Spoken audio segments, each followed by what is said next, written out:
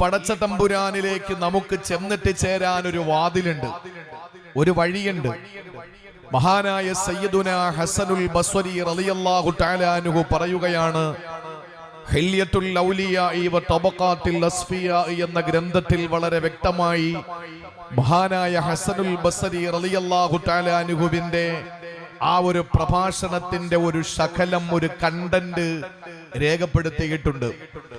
മഹാനവറുകൾ പറയുകയാണ്, തഫഖദുൽ ഹലാവത ഫീ സലാസ്, മൂന്ന് കാര്യങ്ങളിൽ നിങ്ങൾ ആസ്വാദനം കണ്ടെത്തണം, മൂന്ന് കാര്യങ്ങളിൽ നിങ്ങൾക്ക് ലഹരി ഉണ്ടാകണം, മൂന്ന് കാര്യങ്ങളിൽ നിങ്ങൾക്ക് മാധുര്യം നേടാൻ കഴിയണം. ആ മൂന്ന് കാര്യങ്ങളാകട്ടെ ദൈനംദിനം നൈരന്തര്യം നാം ഓരോരുത്തരും ചെയ്തു വരുന്ന കാര്യങ്ങളാണ്. ഇന്ന് ഈ ബുധനാഴ്ച, ഇന്ന് രാത്രി 9:45 എത്തുന്ന ഈ സമയത്തും നേരം വെളുത്തത് മുതൽ നമ്മുടെ ജീവിതത്തിൽ നമ്മൾ മുറിയാതെ ചെയ്തു വന്ന കാര്യമാണ് ഈ മൂന്ന് കാര്യങ്ങൾ.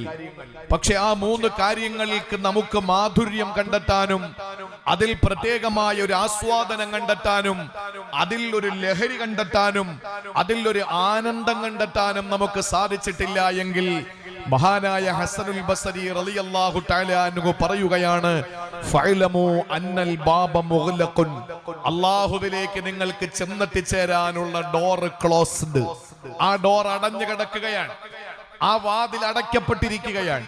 പ്രിയപ്പെട്ട സഹോദരങ്ങളെ, അല്ലാഹു റബ്ബുൽ ഇസ്സത്തിലേക്ക് നമുക്ക് ചെന്നെത്തിച്ചേരാനുള്ള ഒരു വാതിൽ, ആ വാതിൽ തുറക്കപ്പെടുന്നതിന് ദൈനംദിനം നമ്മൾ ചെയ്യുന്ന 3 ഇബാദത്തുകളിൽ മാധുര്യം നമുക്ക് നേടിയെടുക്കാൻ കഴിയണം. ഇല്ല എങ്കിൽ എത്ര വലിയ ധർമ്മിഷ്ഠനായാലും, എത്ര വലിയ ധനാഢ്യനായാലും, എത്ര വലിയ സമ്പന്നനായാലും, എത്ര വലിയ പണ്ഡിതനായാലും, എത്ര വലിയ പ്രഭാഷകനായാലും, ഈ 3 വിഷയങ്ങളിൽ നമുക്ക് മാധുര്യം കണ്ടെത്താൻ കഴിഞ്ഞില്ലെങ്കിൽ അള്ളാഹുവിന്റെ പരിശുദ്ധമായ ഇൽമിന്റെ ആഴക്കടലിലേക്ക് ഇറങ്ങിച്ചെന്ന് ഇസ്ലാമിന്റെ പൊരുൾ മനസ്സിലാക്കിയിട്ട് ലോകത്ത് ഒരു സമൂഹത്തെ മുഴുവനും ശരിയായ പാതയിലേക്ക് കൈപിടിച്ചുയർത്താൻ വേണ്ടി അള്ളാഹു നിയോഗിച്ച, അസത്യത്തിൽ മുങ്ങിത്താണുപോയ, അധർമ്മത്തിൽ കൂപ്പുകുത്തിപ്പോയ, ധിക്കാരത്തിൽ ആപതിച്ചുപോയ ഒരു സമൂഹത്തെ സത്യത്തിന്റെ സൽപന്താവിലേക്ക് കൈപിടിച്ചുയർത്തിക്കൊണ്ടുവന്ന സയ്യിദുനാ ഹസനുൽ ബസ്രി റളിയല്ലാഹു തആല അൻഹു പറയുകയാണ്, അല്ലാഹുവിലേക്ക് നിനക്ക് ചെന്നിട്ട് ചേരാൻ കഴിയൂല.